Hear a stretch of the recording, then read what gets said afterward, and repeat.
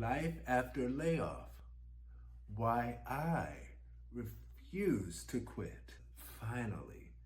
Finally, after going through, I finally see my tunnel's exit with my bright shine coming up. Can't give up. When did I get in the wheelchair and get laid off? Both of those occurrences, I know. Don't get me to crying at the start of this video. This is me reintroducing the new me. Period. That at the end of the sentence. Both of those happened at the same time, Q4 2024. That was very much a struggle. I thought, hoped, wished it wouldn't be. It's been quite a journey. I say that to make me feel more comfortable, after months and months of applying everywhere desperately and being turned down again and again and again in emails, but also after interviews. The kings of ghosting you are interview people. They will ghost you in a heartbeat. I have to make this happen on my own. I have to go the entrepreneur route. That's why what I'm doing, I classify as an involuntary sabbatical. Because in this time, I am learning how to do this entrepreneur thing. So yeah, the reason I call it an involuntary sabbatical, my mom's vocabulary was humongous. I realized in retrospect, when I took a second to look back, I'm like, but those are actually valuable skills in business.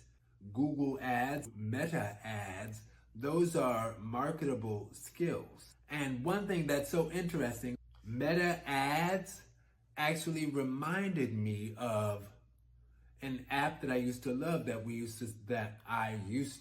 used to for me, support at Nielsen, called Ad Intel. I was like, oh my gosh, like this is just like Ad Intel. But I can't give up. Can't give up. Period. Why the brand End Xenophobia? And why going for that?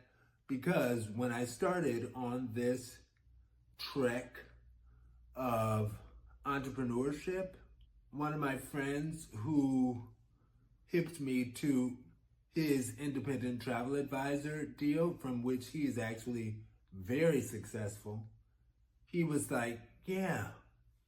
I asked him, I was like, can I come on and do what y'all are doing? He said, yeah. And he said that you always have to find a niche when it comes to being a travel advisor. And he's like, a great niche for you would be promoting gay people or promoting gay travel.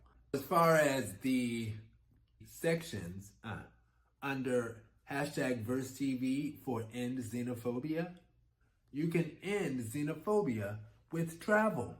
Our commonalities outside of our borders and internal mental borders, if we simply step outside, we can end xenophobia through travel.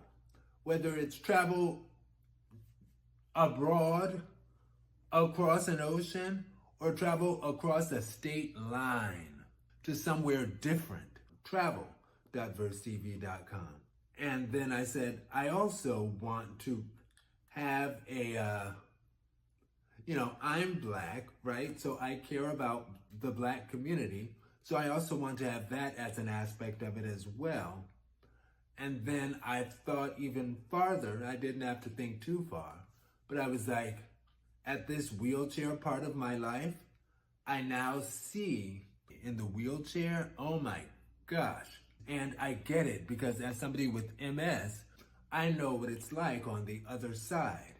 And I get it. Like, I would deliberately try to not be uncomfortable around disabled people, but I would be. So now it's like, I don't want to say I'm getting my just desserts. And then I thought about women's rights and how my mom was very much a strong proponent for women's rights. So that's in me too. And I'm like, but women also need rights. I also thought about multi-ethnic people, multiracial people.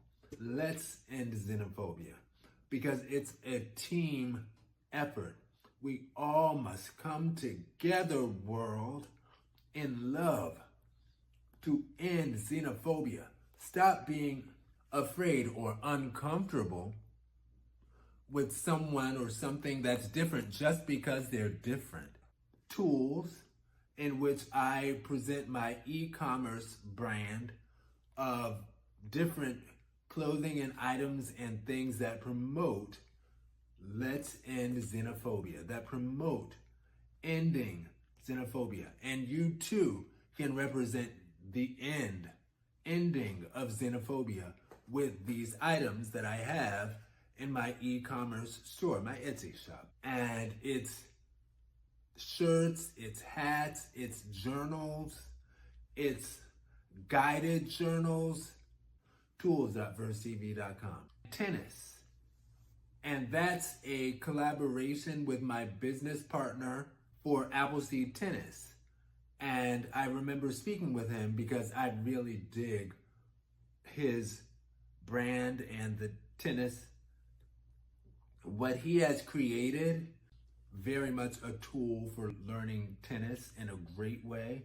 And I was like, yeah, and maybe tennis can be the third T in my T's of ending xenophobia, because tennis is a sport that people of different backgrounds can come together and work together and play and enjoy. And his response to me, and that was the kind of click that I was like, we've got it.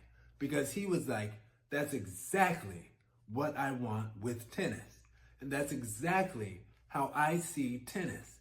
It is something that can bring people together. Ooh. Stop making me cry, y'all. Stop it. Oh my gosh, I love you. Tennis.versetv.com. So as far as life after layoff, after moving to Columbus, I've started seeing Dr. Foster. And he is amazing. He's a YouTube personality and MS genius. I gave him my long story, and that's part of his thing. He's like, he is amazing. But he is like, you have to learn the patient's entire story. So part of signing up with him, you have to write like a long document stating every single piece of your MS journey to date. I want you to take Limtrada. And he's like, Limtrada is a very, it's a drug that's been out for a while. Do some studying, do some YouTube research on it, because he knows I'm a YouTube researcher. But he's like, do some research on it. It's a very intense medication, but it works really, really well. Because Limtrada can really help you, particularly because you are young. You are so young. And I was like, all of these jobs that I've been trying to and begging for, and these interviews and everything, they tell me, no, you are too old now. And everything is calling me old. And here you are saying I'm young. So I should be able to see benefit particularly from it. And I have been.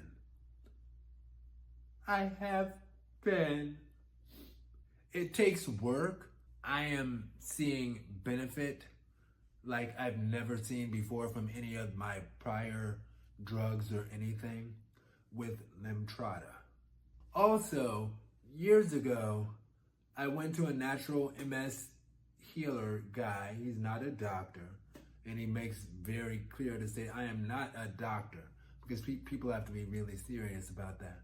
And after a week of following his routine and also seeing a chiropractor. Chiropractor, massage, and exercise. I went from having trouble walking after 1 mile to being able to smoothly walk 2.5 miles before seeing struggle. And he was like, but you have to just continue this routine every day. And I was like, oh, thank you so much. I absolutely will continue this routine partially at least once a week. And then I would go back down. Also, while I was there, he was like, it is important to also have love. Love is an important healing factor on your journey. And I remember when he said that in 2013, I was like, love is so complicated for me. I guess that's going to be a trouble of mine. And fortunately, love entered my life 2.5 years ago. And I feel that having that love with my East African love has been helping me build and rebuild.